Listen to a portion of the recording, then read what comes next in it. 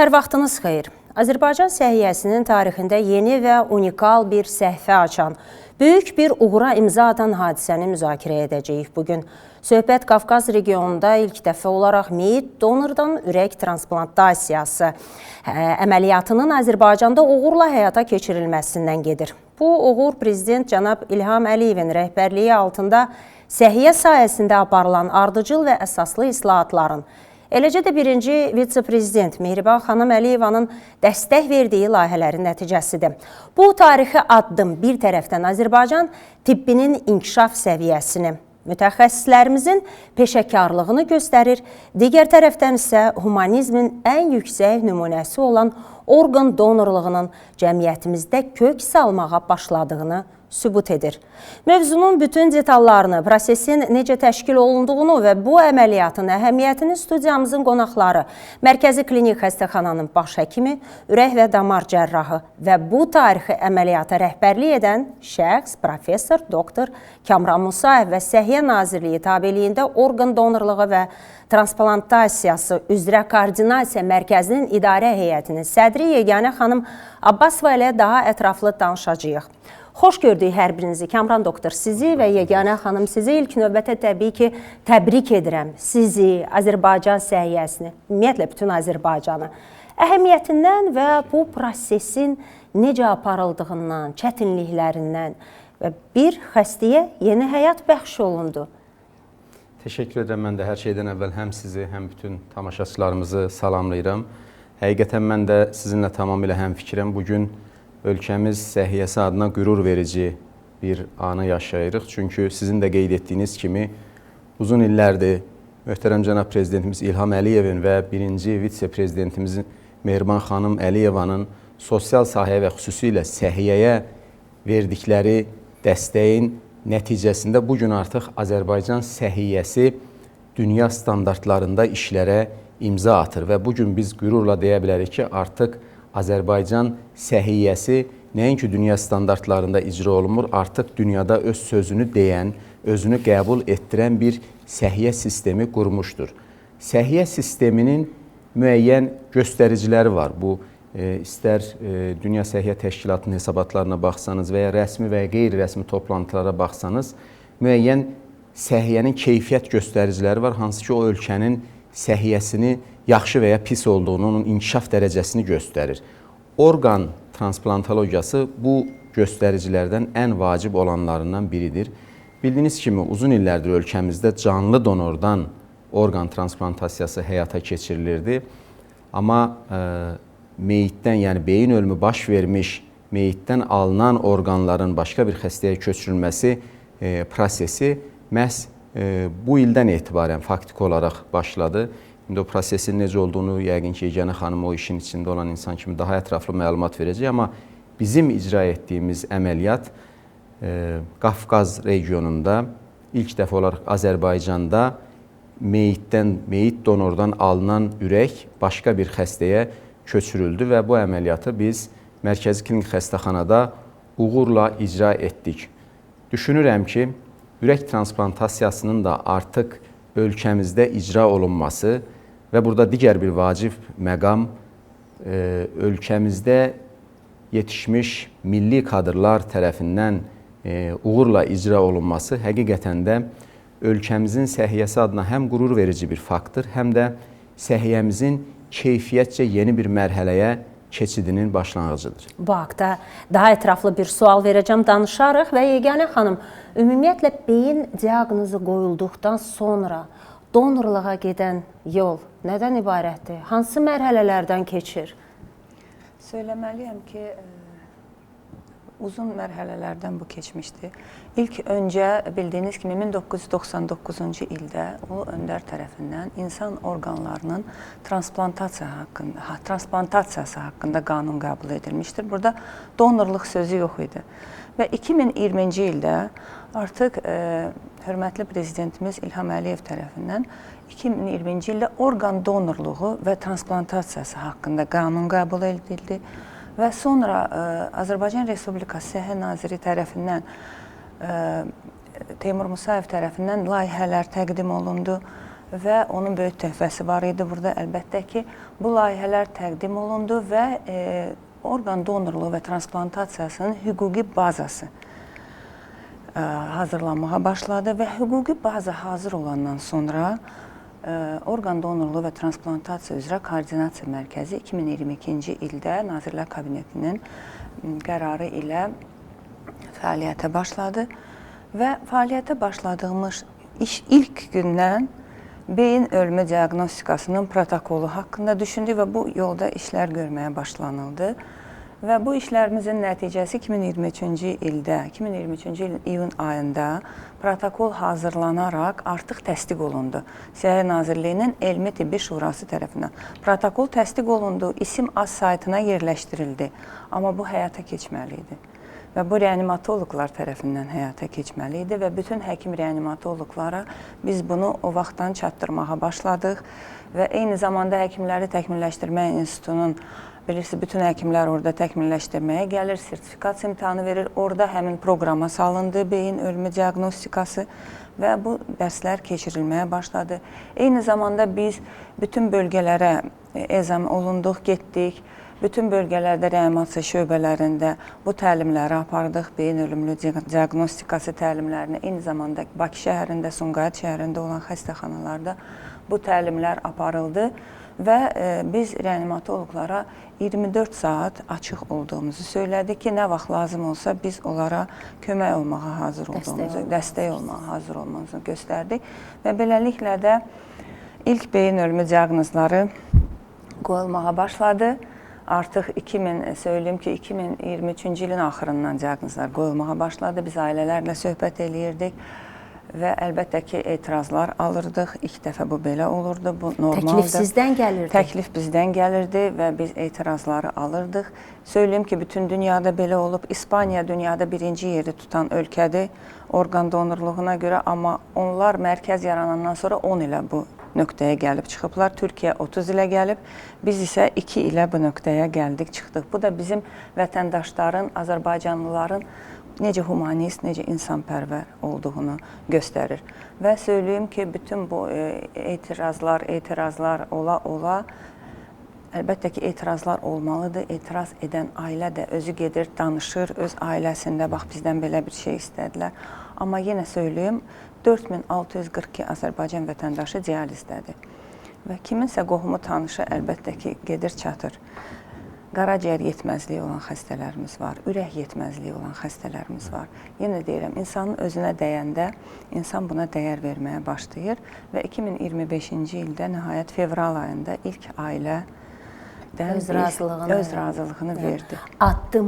Addım siz buna gəlib çatdınız. Gəldik, çıxdı. Doktor, sizin bayaqki danışdığınıza davam olaraq mən istərdim heyət haqqında daha ətraflı danışaq və biz deyə bilərik ki, artıq bir professional, beynəlxalq standartlara uyğun olan bir komanda işləyibdir və bu əməliyyatı həyata keçiribdir və hər halda bu sadəcə bir cərrahi əməliyyat deyil və bu uzun illərin hazırlığın nəticəsidir. Bəli. Hülya xanım, bu sualınıza görə təşəkkür edirəm. Həqiqətən, ümumiyyətlə, orqan transplantasiyası özü çox mürəkkəb bir prosesdir və bunun əsas 3 komponenti var. Burada tibbi məsələ var, hüquqi məsələ var və sosial məsələ var.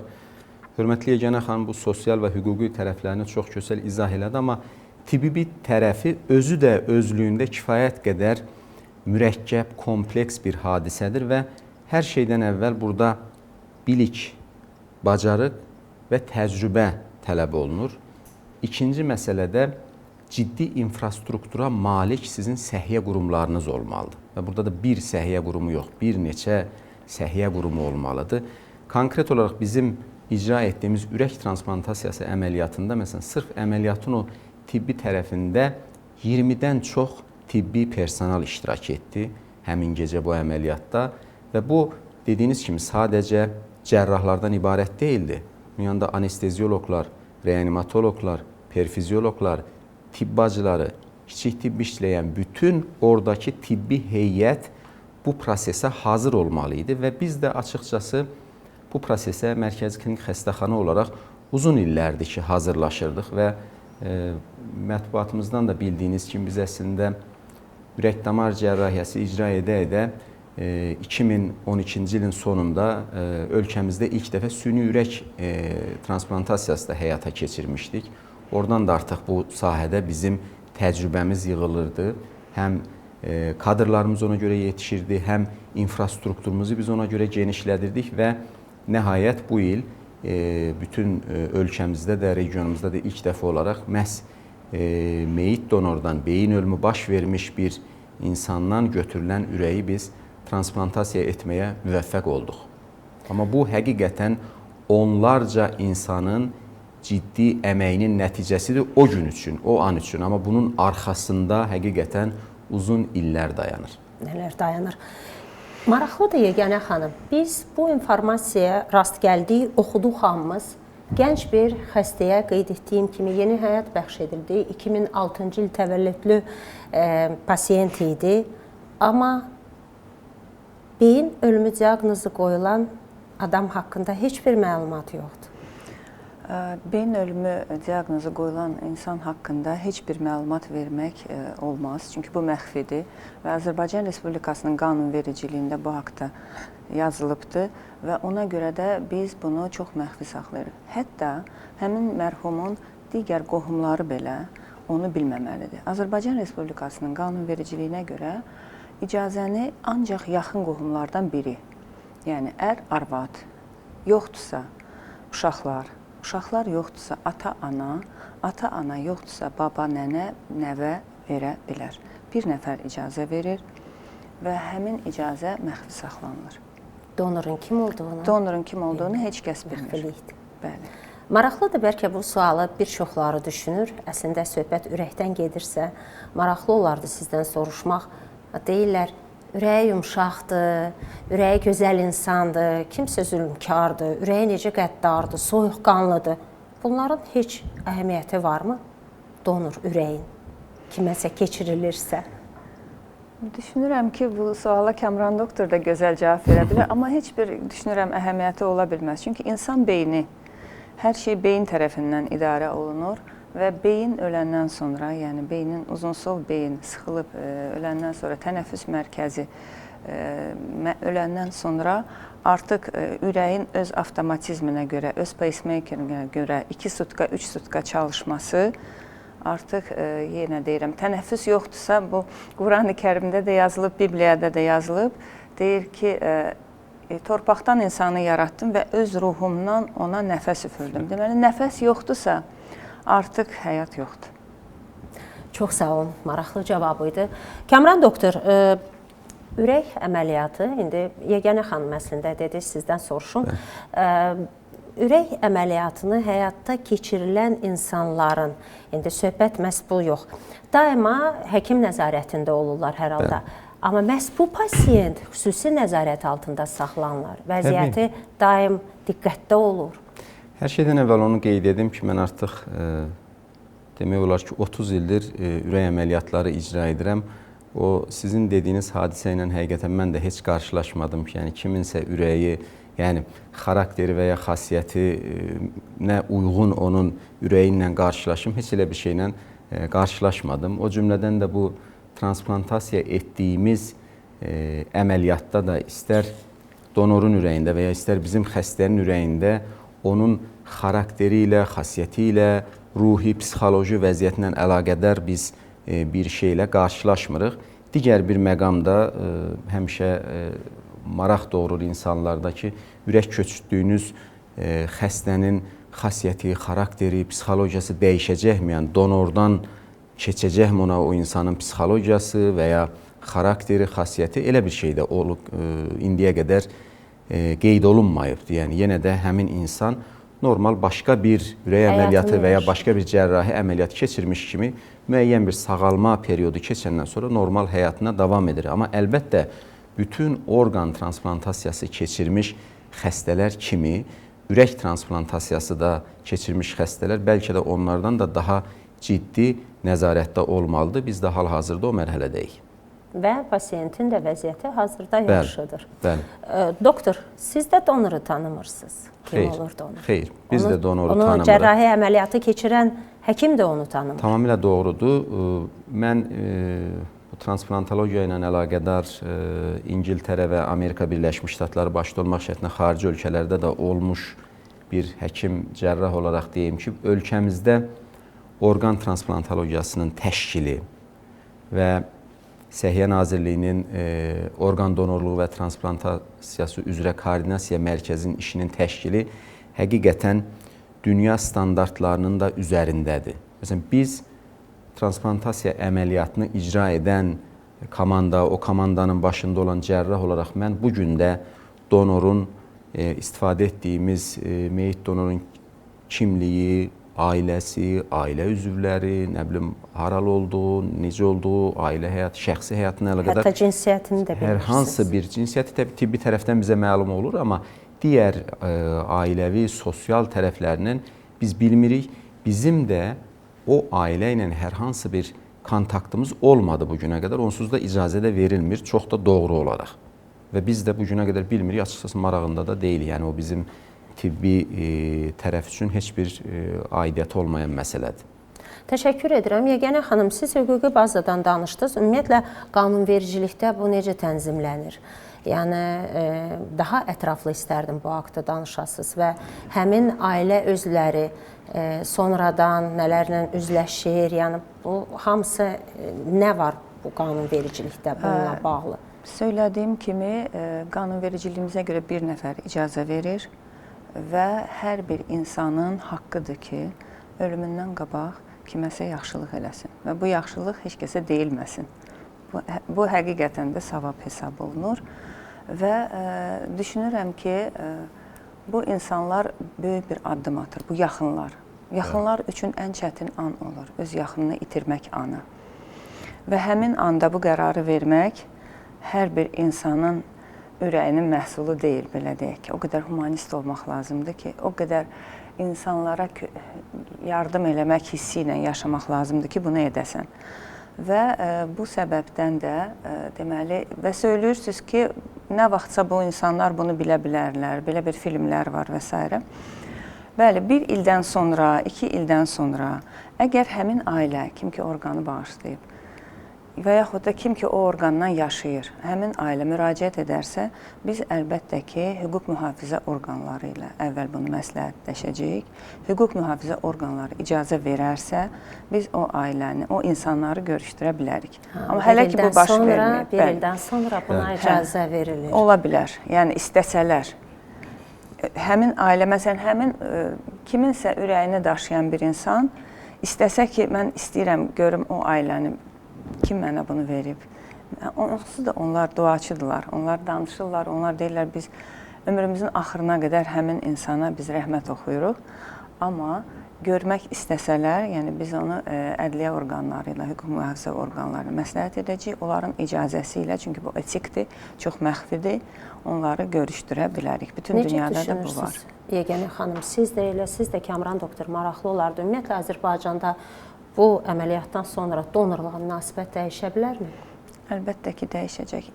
Mən sizə söyləyim ki, bizim ilk fevralda meyit donor orqanı köçürülənə qədər bizim siyahımızda ölümündən sonra orqanları bağışlayanların reyestrində cəmi 50 nəfər var idi. Yəni, mən başda olmaqla bizim idarə və digər insanlar baxmayaraq ki, təbliğat, təşviqat, maarifləndirmə işləri aparılırdı. Fevral ayından bu yana artıq bugün 800-ün üstündədir bu insanların. İnsanların sayı artmağa başladı. Burada fərdi insanlardır. Məsələn, mən özüm də öncədən yaza bilərəm sizə yazılı şəkildə könüllü müraciət edə bilərəm ki, ölümündən sonra orqanlarımı bağışlamaq istəyirəm. Və buradan istəyirəm səsləndirəm. ODTKM, Orqan Donorluğu və Transplantasiya üzrə Koordinasiya Mərkəzi .gov.az saytımız var. O saytdan daxil olub, hər bir Azərbaycan vətəndaşı orqanlarını bağışlaya bilər. Yenə də söyləyirəm və hər zaman imtina da eləyə bilər o bağışından. Yəni, bu elə bir addım deyil ki, bunu etdinsə bitdi. 2. Mütləq bu adam dünyasını dəyişərkən beyin ölümü keçirməlidir. Beyin ölümü keçirərkən süni tənəffüs aparatına bağlanmalıdır. Süni tənəffüs aparatına bağlandı, beyin ölümü keçirdi və bu zaman orqanları sağlam olmalıdır. Yəni, hamıya bu nəsib olacaqmı? Bəli. Bu sual var. Ona görə də hamıya nəsib olunan bir əməl, bir gözəl insanpərvərlik addımı deyil. Biz olaq, amma donor olmağımız bizim yaxınımızın çiynindən ağır bir yükü götürür. Çünki o icazə verir və əgər biz özümüz bağışlamışıqsa, onun vicdanı çox təmiz olur ki, bu adam özü istəmişdi, mən də icazə verdim. Görürsünüz, demək ki, bu adi bir proses deyil. Mən öldüm də mənim orqanlarım kiminsə donor ola bilər, kiməsə donor ola bilər. Burada uzun bir proses var. Bir şeyi nəzərə alaq ki, biz ölkə olaraq bu proseslərə daha yeni başlamışıq və biraz əvvəl Yeganə xanım müxtəlif ölkələrdən də nümunə verdi. Həqiqətən onların da keçdiyi yola nəzər salanda görürük ki, transplantologiyanın tibbi tərəfindən daha çətin, daha mürəkkəb, daha kompleks olanı bu sosial tərəfidir. Və siz çox gözəl qeyd etdiniz. Mən inanıram ki, bizim həyata keçirdiyimiz ürək transplantasiyası əməliyyatından sonra müəyyən nəticələr olacağını mən gözləyirəm. Onlardan birincisi də ölkəmizdə və cəmiyyətimizdə orqan donorluğuna olan münasibətin daha da yaxşılaşmasını mən gözləyirəm. Çünki ürək transplantasiyası ilə tarixinə də nəzər salsaq görərik ki, daha simvolik bir mənası var. Həkim olmayan cəmiyyətin digər hissələrin üzərində çox fərqli rezonansları olan bir əməliyyatdır və buna inanıram ki, orqan donorluğu barəsində də bu məsələyə tərəddüd edən, şübhə ilə baxan çox həmvətənimizi ona sövq edəcək ki, könüllü şəkildə koordinasiya mərkəzimizdə qeydiyyatdan keçsinlər və orqan donoru olsunlar.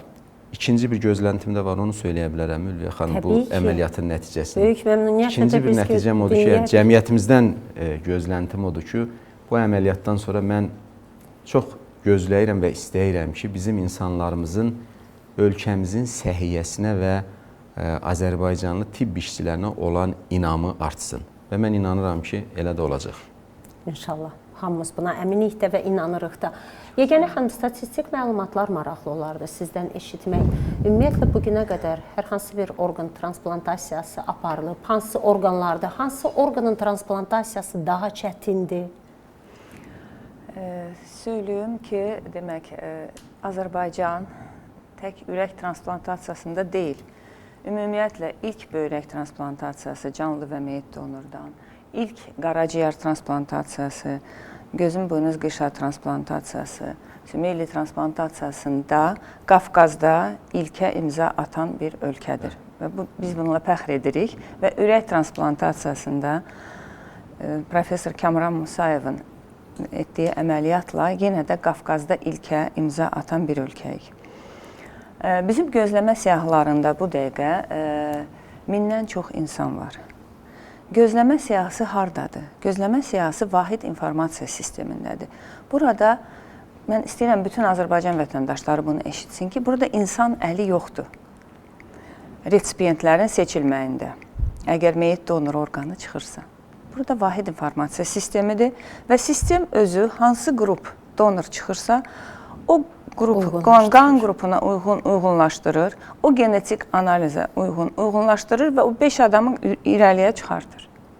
Yəni, bunu biz etmirik. Bunu insan əli burada olmamalıdır. Bütün dünyada belədir, Azərbaycanda da belədir. Və söyləyim ki, bu 1000-dən çox adamın içində uşaqların faizi çoxdur. 53% uşaq var. Amma bunların çoxunu, məsələn, böyrək, ürək, qaraciyər gözləyən yox, sümeyli transplantasiyası gözləyən uşaqlar təşkil edir. Uşaqlarımız çoxdur, dializdə olan uşaqlarımız çoxdur.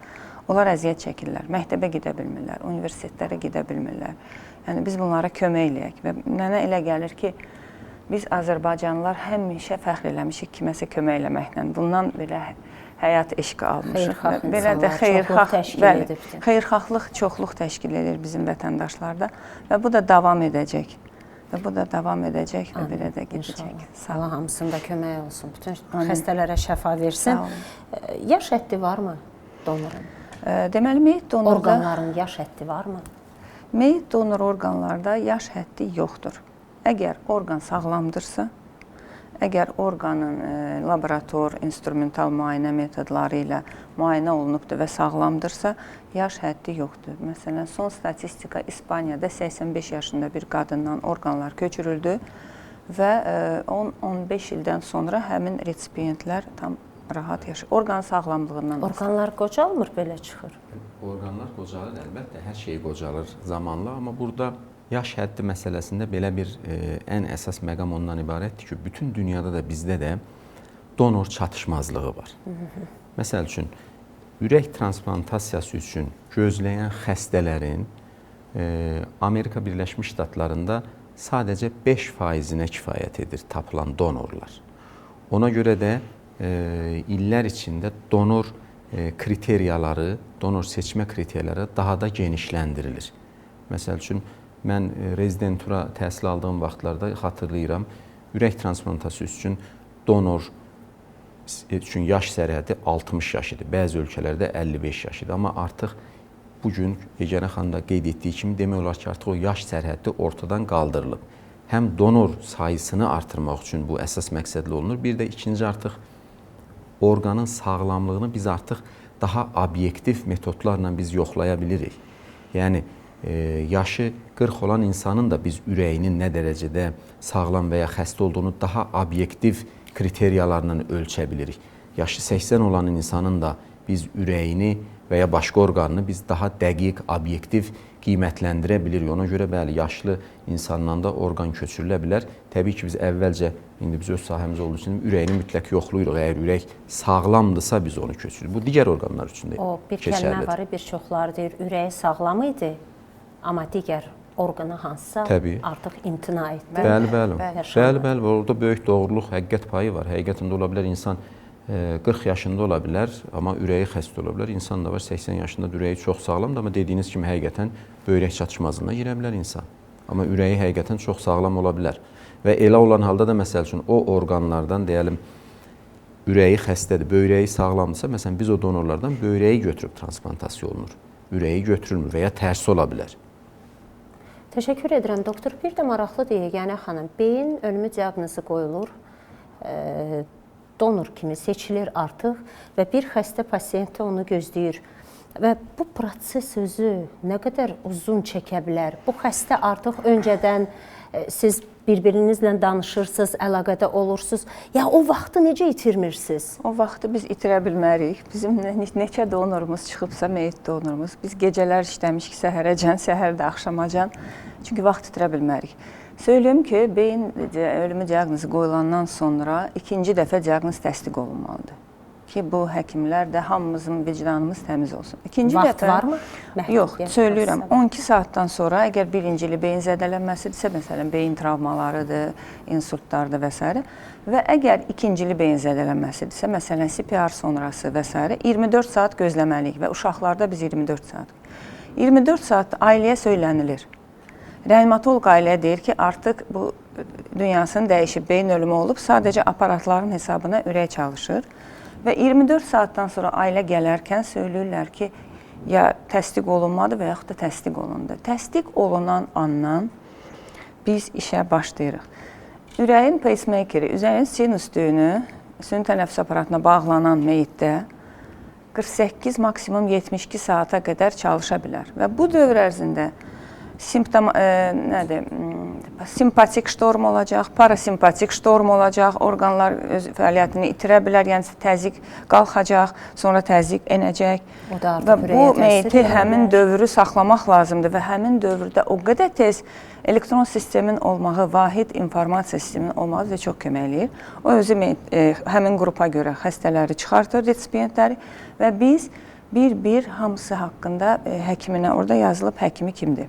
Çünki həkimi seçmək Azərbaycan Respublikasının qanunvericiliyinə görə xəstənin haqqıdır. Hamısı ərizə yazıb həkimlərini seçib bizim sıraya dururlar. Donoru bilməsəz, amma onlar sizi bilir. Və resipiyentlər bilir. Alıcılar bizi bilir əlbəttə. Və biz həkimlərinə söylüyoruz ki, sizin 3 xəstəniz var, məsələn. Sonra gəlir digər, məsələn, böyrək gözləyənlər, digər həkimin xəstəsi. Siz görün, bu 3 xəstəni, birinci sizinkilər gəlir. Gətirə bilirsiniz mən əməliyyata. Məsələn, həmin vaxt, həmin resipiyentdə problem ola bilər. Tibbi problem ola bilər, tiroid ştormu ola bilər, infeksiyalar ola bilər və s. Həmin vaxtı onu əməliyyat sonuna almaq olmaz. Onda biz komissiya qərarı alırıq hər xəstəyə görə. Onlar komissiya qərarı verir ki, bu xəstəni bu dəqiqə götür. Amma vaxtımız çox azdır. Və həmin vaxt ərzində bütün orqanları biz paylamalıyıq siyahı üzrə. Təsəvvür eləyin bu. Təsəvvür edə bilmirəm. Təsəvvür edə bilmirəm. Həqiqətən kifayət qədər mürəkkəb kompleks bir işdir, amma mən inanıram ki, artıq Mən həmişə buna inanmışam. Önəmli olan bir işə başlamaqdır. Artıq Allaha şükürlər olsun ki, Respublikamızda da bu işlər başlayıbdır və mən inanıram ki, uğurla artaraq davam edəcək. Və elə əslində son sualın, sonsuz danışmaq olar, saatlarla danışmaq olar. Həm də o qədər maraqlı danışırsınız ki. Və elə son sualım olacaqdı. Bu sizin həm cərrahi karyeranızda və bu Azərbaycanda yox, Qafqaz regionunda istərdim bir də bunun əhəmiyyətini deyəsiniz və qarşıda bizim səhiyyə üçün hansı qapıları açır? Təşəkkür edirəm. Əlbəttə, bu əməliyyatın Qafqaz regionunda ilk olması hər şeydən əvvəl mən həkim, cərrah da olsam bir Azərbaycanlı kimi məni də bizim hamımızı da qürurlandırır. Çünki ölkəmiz digər sahələrdə olduğu kimi səhiyyədə də həm Qafqaz regionunda da beynəlxalq arenada da artıq öz sözünü deyir. Və bugün artıq Azərbaycanda ürək transplantasiyasının Azərbaycanlı mütəxəssislər tərəfindən icra oluna bilməsi, bu işin həm tibbi, həm sosial tərəfinin həll olunması, hüquqi bazasının artıq yaradılmış olması bizə bunu deməyə əsas verir ki, Azərbaycan səhiyyəsini daha yaxşı, daha gözəl günlər gözləyir. Və elə ona görə də mən çox istəyirəm ki, bizim insanpərvər, yardımsevər, bizim o genetik kodlarımızda olan xüsusiyyətlərimizdən irəli gələn məziyyətlərdən biri məhz orqan donorluğudur. Yəni siz kiməsə yaxşılıq edirsiniz, kiminsə həyatının uzanmağına, kiminsə xəstəliyinin sağalmasına kömək edirsiniz. Bundan ülvi, bundan bir humanist bir addım bu həyatda yəqin ki, ola bilməz. Ona görə birinci düşünürəm ki, bu orqan donorluğu və ümumiyyətlə transplantasiya ilə əlaqədar çox daha geniş üfüqlər açacağına inanırım. İnşallah. Mən də bir söyləyim. Təbii ki. Bildiyiniz kimi bizi motivasiya edən əsas nədir? 2024-cü ildə Qarabağın mirvarisi olan Şuşa şəhərində türk dilli dövlətlərin səhiyyə nazirlərinin görüşü oldu və həmin görüş zamanı artıq buna gəlirdik 23-cü ildən vahid türk transplant, vahid informasiya sistemi niyyət protokolu imzalandı. Və bu vahid informasiya sisteminin aparıcısı Azərbaycan təyin olundu. Yəni, Azərbaycan bütün o ölkələr arasında əlaqələri yaradılacaq.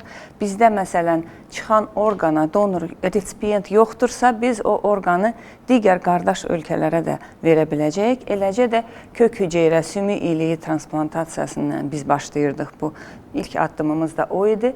Və bu bizi çox motivasiya eləyirdi ki, biz Azərbaycan adından sözümüzü deyək ki, biz də bu aparıcıyıq və Azərbaycanda ilk ürək transplantasiyasına da imza atıldı Profesor Kamran Musayev tərəfindən və biz bununla fəxr edirik və biz düşünürük ki, həmin ölkələr arasında əlbəttə bizim aparıcı olmağımız artıq heç bir şübhə, digər məsələn, heç nə yaratmayacaq. Çünki biz öz sözümüzü dedik və biz həqiqətən də bu türk transplant vahid informasiya sistemini aparmağa layiq bir ölkəyik.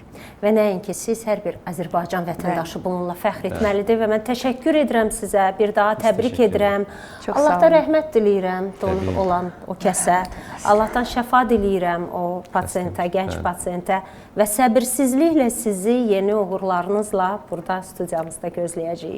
Uğur olsun hər birinizə. Çox təşəkkürlər, sizə də uğurlar. Və bir daha xatırladım ki, studiyamızın qonaqları Mərkəzi Klinik Xəstəxananın baş həkimi, ürək və damar cərrahı professor Dr. Kamran Musayev və Səhiyyə Nazirliyi tabeliyində orqan donorluğu və transplantasiyası üzrə koordinasiya mərkəzinin idarə heyətinin sədri Yeganə xanım Abbasova ilə Azərbaycan səhiyyəsinin tarixindəki növbəti uğurundan Qafqaz regionunda ilk dəfə olaraq meyit donordan uğurla həyata keçirilmiş ürək transplantasiyası əməliyyatından danışdıq.